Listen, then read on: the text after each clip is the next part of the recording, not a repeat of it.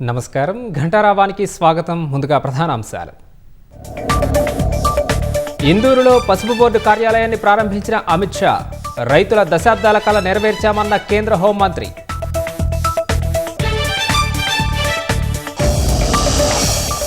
రాష్ట్రంలో బీఆర్ఎస్ పోయినా అవినీతి పోలేదన్న అమిత్ షా. ఢిల్లీకి ఏటీఎంలా తెలంగాణలో కాంగ్రెస్ మార్చిందని మండిపాటు.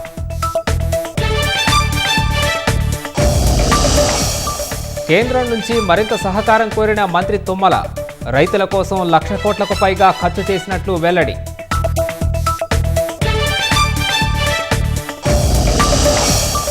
భద్రాచలం ప్రాంత ఆదివాసీ మహిళలపై మోదీ ప్రశంసలు. మిల్లెట్లతో బిస్కెట్లు చేసి లండన్కు ఎగుమతి చేస్తున్నారన్న హర్షం.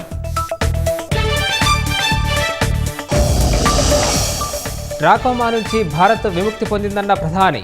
WHO నిర్ధారించినట్లు మన్ కీ బాత్లో ఉద్ఘాటన.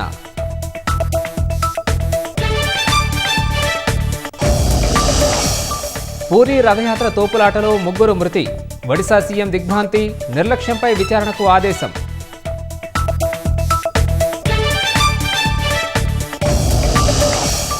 భక్తులతో కిటకిటలాడిన గోల్కొండ పరిసరాలు.